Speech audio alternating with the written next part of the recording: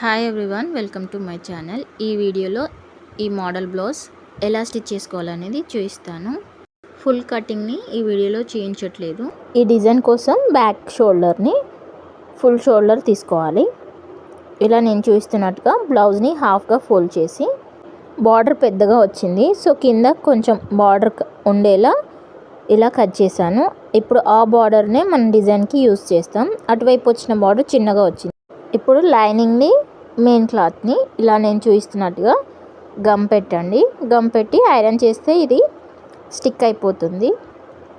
చుట్టూ అటాచ్ చేసి స్టిచ్ చేయని అవసరం లేదు. ఇలా గమ్ పెట్టి ఐరన్ చేసుకుంటే చుట్టూ ఎక్స్ట్రాగా ఉన్న ఈ క్లాత్ని నీట్గా లైనింగ్ దగ్గరికి కట్ చేయండి.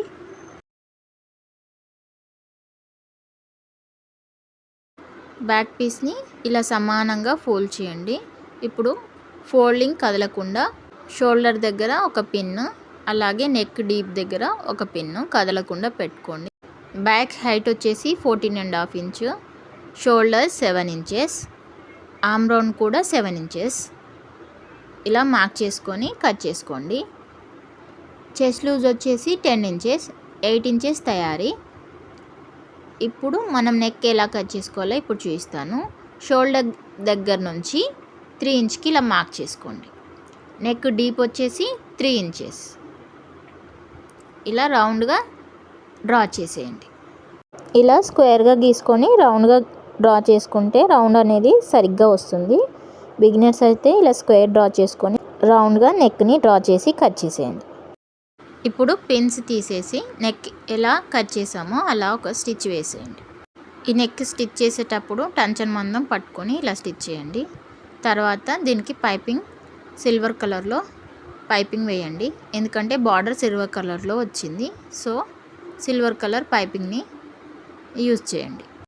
సిల్వర్ కలర్ 1 ఇంచ్ వెడల్పు కల ఇలా క్రాస్ పీస్ని తీసుకోండి. వన్ సైడ్ ఇలా ఫోల్డ్ చేసి స్టిచ్ చేసుకోండి. ఇప్పుడు షోల్డర్ దగ్గర ఇది రాంగ్ సైడ్లో పెట్టుకొని ఇప్పుడు ఫోల్డ్ చేసింది పైకి కనిపించేలా పెట్టుకొని ఇలా టంచన్ మందం ఈవెన్గా పట్టుకోండి. మీరు ఎలా స్టిచ్ చేస్తే నెక్ అనేది అలా ఉంటుంది. సో ఈవెన్గా పట్టుకుంటే నెక్ కూడా ఈవెన్గా కనిపిస్తుంది. ఇప్పుడు ఎక్స్ట్రాగా ఉన్న క్లాత్ని కట్ చేసి చిన్న చిన్న కట్స్ని కుట్టు దగ్గర దాకా పెట్టేయండి. ఇప్పుడు పైపింగ్ థ్రెడ్ని యూజ్ చేసి ఫోల్డ్ చేసి స్టిచ్ చేసుకోండి. నేను పైపింగ్ థ్రెడ్ ఏమీ యూజ్ చేయను, నేను డైరెక్ట్గా ఇలాగే స్టిచ్ చేస్తాను. ఇప్పుడు పైపింగ్ థ్రెడ్ యూజ్ చేస్తే థ్రెడ్ ఎలా ఉందో అంత మందం వస్తుంది. ఇలా నేను స్టిచ్ చేసినట్టయితే సమానంగా వచ్చేలా చూసుకుంటూ ఇలా ఫోల్డ్ చేయండి. ప్రాక్టీస్ ఉంటే థ్రెడ్ యూజ్ చేయకుండానే ఇలా నీట్గా వస్తుంది. మీకు బిగినర్స్ అయితే ఖచ్చితంగా థ్రెడ్ని యూజ్ చేసి స్టిచ్ చేయండి. ఇప్పుడు బ్యాక్ పీస్ని ఎలా ఉందో అలా సేమ్ పేపర్ని కట్ చేసుకోండి డబల్ ఫోల్డ్లో. ఇప్పుడు ఫోల్డింగ్ వైపున నేను చూపిస్తున్నట్టుగా మార్కింగ్ చేసుకోండి. ఫస్ట్ 4 ఇంచ్కి ఒక మార్క్ చేయండి. సమానంగా 4 ఇంచ్కి ఇలా మార్క్ చేసి ఒక స్ట్రైట్ లైన్ని డ్రా చేసేయండి. ఇప్పుడు ఈ 4 ఇంచ్ నుంచి కిందికి ఇంకొక 1 ఇంచ్కి, అంటే కింది నుంచి 3 ఇంచ్కి ఇలా ఇంకొక లైన్ని డ్రా చేయండి. ఇప్పుడు కింది పట్టీ నుంచి ఇక్కడికి 3 ఇంచెస్, ఇటు నుంచి ఇక్కడికి 4 ఇంచెస్. ఇప్పుడు ఈ 3 ఇంచ్ లైన్ పైన ఒక 1 ఇంచ్కి మార్క్ చేయండి. ఇప్పుడు పైన ఈ లైన్ నుంచి ఈ లైన్కి ఇలా నేను చూపిస్తున్నట్టుగా క్రాస్గా డ్రా చేసుకోండి. అంటే 4 ఇంచ్ లైన్ ఎడ్జ్ నుంచి ఈ 3 ఇంచ్ 1 ఇంచ్ డిస్టెన్స్ వరకు ఇలా లైన్ని డ్రా చేయండి. ఇప్పుడు ఈ లైన్ని కొలిస్తే సరిగ్గా 1.5 ఇంచ్ ఉంటుంది. అంటే హాఫ్ ఇంచ్కి మార్కింగ్ చేసుకోండి. అంటే హాఫ్ ఇంచ్కి ఇక్కడ ఒక లైను, అండ్ పైన ఇంకొక హాఫ్ ఇంచ్కి ఒక లైను, ఇక్కడ ఎడ్జ్కి ఒక లైన్, మొత్తం 4 లైన్స్ వస్తాయి అన్నమాట. మిడిల్లో ఒక 2, ఇటు అటు ఎడ్జ్కి ఇంకొక 2, మొత్తం 4 లైన్స్. ఇప్పుడు ఈ ఎడ్జ్ లైన్ నుంచి ఇక్కడికి 5 ఇంచ్కి మార్క్ చేసుకోండి. అలాగే ఇక్కడ ఈ స్ట్రైట్గా డ్రా చేసాం కదా, దీని దగ్గర నుంచి 5 ఇంచ్కి ఇలా నేను చూపిస్తున్నట్టుగా ఒక సర్కిల్ని డ్రా చేసుకోండి. ఇక్కడ పిక్లో చూపిస్తున్నట్టుగా మీకు ఇంత డీప్ వద్దు అనుకుంటే మిడిల్ది ఒకటి 5 ఇంచెస్, మిగతాది 4 ఇంచ్కి మార్క్ చేసుకోండి. ఫస్ట్ ఈ మిడిల్ది డ్రా చేద్దాం. ఇలా 1/2 ఇంచ్కి సరిగ్గా మిడిల్కి మార్క్ చేసుకోండి. అంటే 2.5 ఇంచ్కి ఇలా మార్క్ చేసి ఇలా షేప్ని డ్రా చేయండి. ఇప్పుడు ఇటువైపు నుంచి డ్రా చేద్దాం. ఇప్పుడు ఇక్కడ నుంచి అంటే 2 ఇంచ్కి అంటే 3 ఇంచు లైన్ నుంచి 2 ఇంచ్కి మార్క్ చేసుకోండి. అలాగే మిగతా సర్కిల్ ఎంత ఉందో అందులో 1/2కి సరిగ్గా ఫోల్డ్ చేసి మార్క్ చేసుకోండి. ఇది 7 ఇంచెస్ వచ్చింది. అంటే 3.5 ఇంచ్కి ఇలా నేను మార్క్ చేశాను. ఇప్పుడు ఈ మిడిల్ మార్కింగ్ మధ్యలో ఇంకొక లైన్ని డ్రా చేయండి.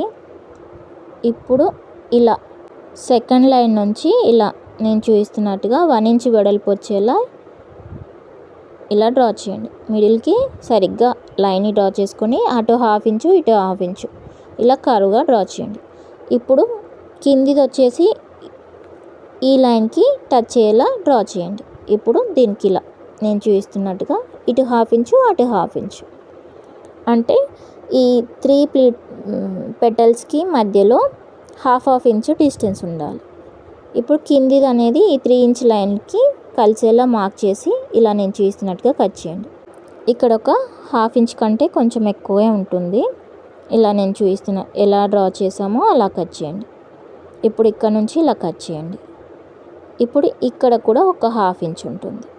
ఇప్పుడు చిన్నగా మిడిల్లో చిన్న స్లిట్ ఇవ్వండి ఫస్ట్. తర్వాత ఈ రౌండ్ని కట్ చేసేయండి.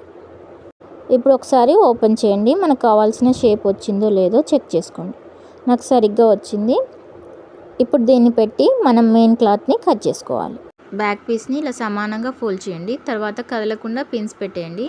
దీనిపైన పేపర్ని ఇలా సమానంగా పెట్టేయండి.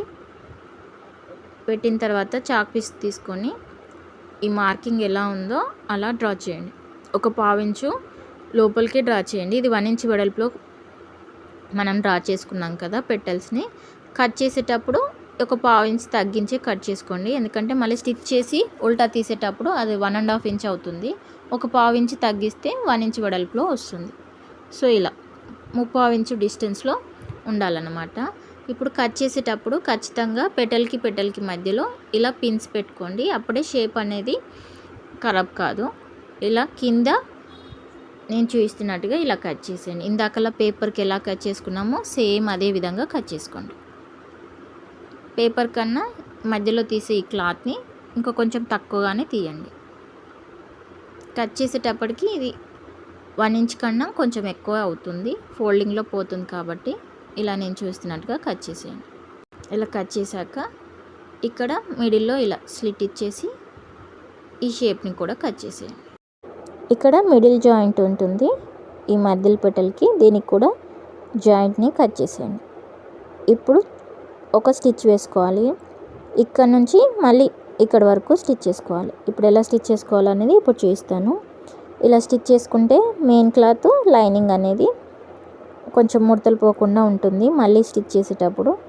సో ఒకసారి ఇలా స్టిచ్ చేసుకోండి నేను చూపిస్తున్నట్టుగా. చుట్టూ ఇలా స్టిచ్ చేసుకోండి. ఇక్కడ వరకు స్టిచ్ చేశాక మళ్ళీ ఇంకొక పెటల్కి ఇప్పుడు స్టార్టింగ్ దాకా వచ్చేదాకా స్టిచ్ చేయండి.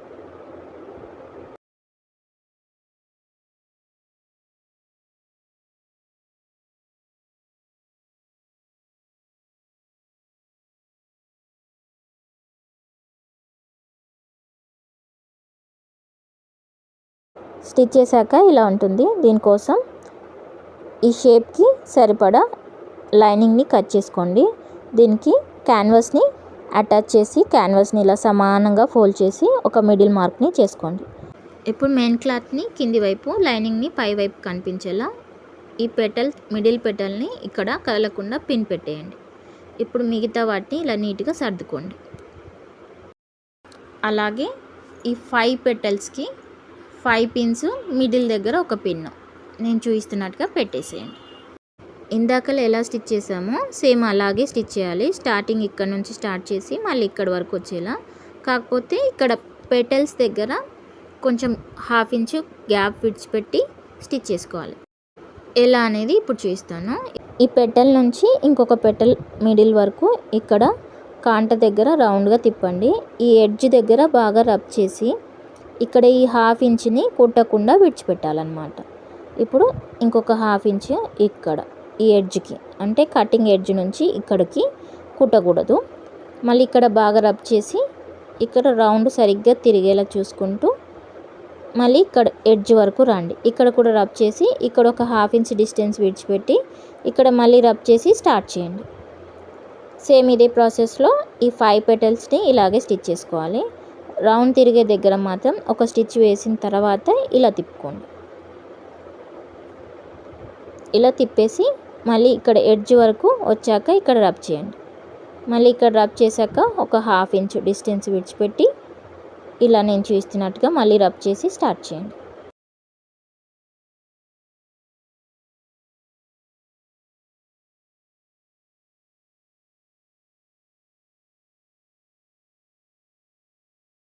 ఇప్పుడు స్టార్టింగ్ వరకు వచ్చాక దారాన్ని కట్ చేసి ఈ పిన్స్ అన్నిటిని తీసేయండి. ఇప్పుడు మిడిల్ దగ్గర ఇలా చిన్న కట్ పెట్టేయండి. కట్ పెట్టి కుట్టు దగ్గర దాకా ఇలా ఎక్స్ట్రాగా ఉన్న క్లాత్ అంతటిని కట్ చేసేయండి. ఇప్పుడు మిడిల్కి ఇలా కట్ చేసేయండి. కట్ చేసి వెనకాల వైపు తిప్పి కుట్టు ఎలా ఉందో అలా స్టిచ్ చేసుకోండి. ఇటువైపు 2-3 స్టిచ్చెస్ కనిపిస్తాయి కాబట్టి కన్ఫ్యూజ్ అవుతుంది. సో వెనకాల వైపు అయితే సింగిల్ స్టిచ్ మాత్రమే ఇప్పుడు ఉంటుంది కాబట్టి ఇలా దగ్గర దాకా చిన్న చిన్న కట్స్ పెట్టండి. ఎక్స్ట్రాగా ఉన్న క్లాత్ని కట్ చేసేయండి. ఇప్పుడు వీటన్నిటిని రివర్స్ తీయాలి. ఎక్స్ట్రాగా ఉన్న ఈ క్యాన్వాస్ పేపర్ని దగ్గరికి ఇలా కట్ చేసేయండి. లైనింగ్ని కట్ చేయకూడదు, ఓన్లీ క్యాన్వాస్ని మాత్రమే. ఇలా నేను చూస్తున్నట్టుగా రివర్స్ తీయండి. ఇలా రివర్స్ తీసేటప్పుడు కొంచెం ఇబ్బందిగా ఉంటుంది. లూప్ టర్నర్ వాడి రివర్స్ తీస్తే చాలా ఈజీగా అవుతుంది. లూప్ టర్నర్ని ఈ క్యాన్వాస్కి ఇలా కుచ్చేసి ఇలా పైకని క్యాన్వాస్ని అలాగే లైనింగ్ని రెండింటిని కలిపి ఇలా కుచ్చేసేయండి.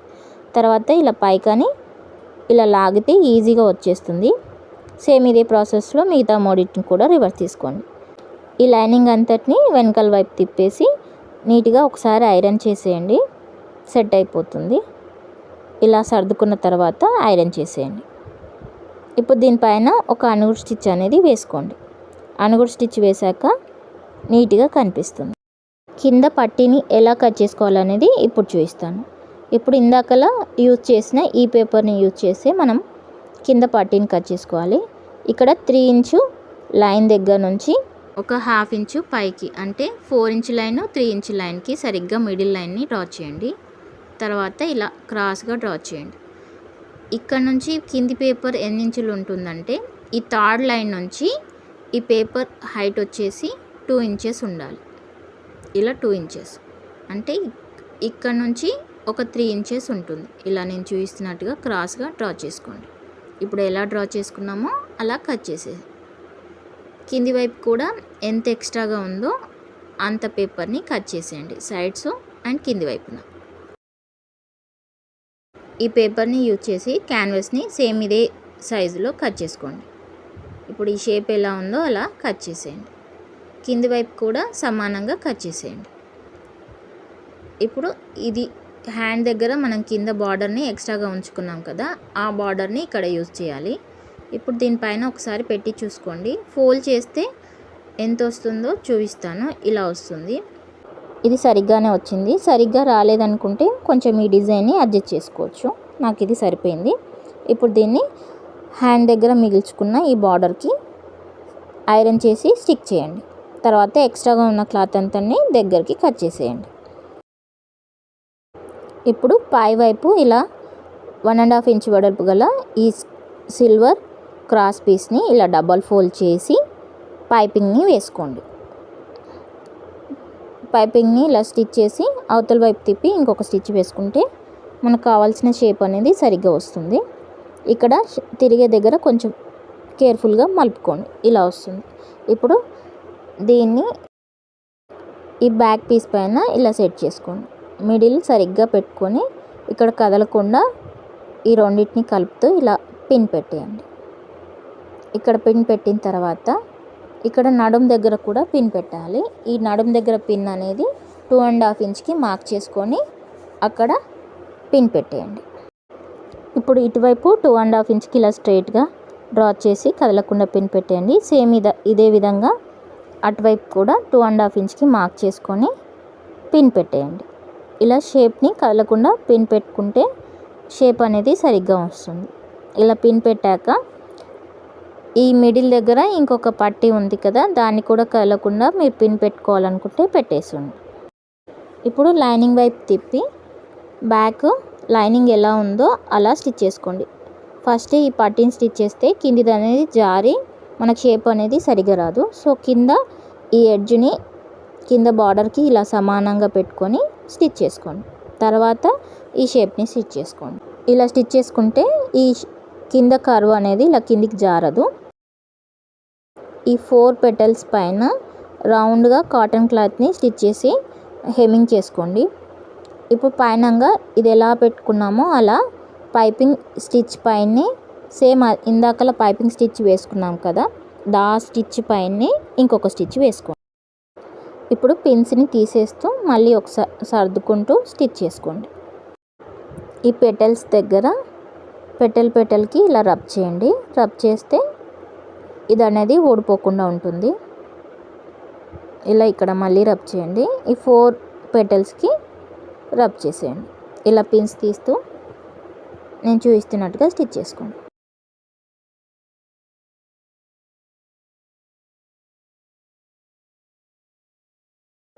లైనింగ్ వైపు తిప్పి ఎక్స్ట్రాగా ఉన్న క్లాత్ని కట్ చేసేయండి. ఈ 4 పెటల్స్కి ఒక రౌండ్గా ఒక లైనింగ్ క్లాత్ని కట్ చేసి హెమ్మింగ్ చేసుకోండి. అలాగే ఈ కింది పీస్ని కూడా హెమ్మింగ్ చేసుకోండి. తర్వాత కింద ఈ ఎడ్జ్కి 1.5 ఇంచ్ వెడల్పు గల ఈ క్రాస్ పీస్ని ఇలా డబల్ ఫోల్డ్ చేసి ఒకసారి స్టిచ్ చేసి వీలైనంత సన్నంగా మళ్ళీ ఫోల్డ్ చేసి ఇంకొకసారి స్టిచ్ చేసుకోండి. ఇలా స్టిచ్ చేసుకుంటే మనకు కావాల్సిన డిజైన్ అనేది రెడీ అవుతుంది. ఈ డిజైన్ ఎలా ఉందో కామెంట్ చేయండి. నచ్చితే లైక్ చేయండి, షేర్ చేయండి. పూర్తిగా స్టిచ్ చేసిన తర్వాత ఇలా ఉంటుంది బ్లౌజ్.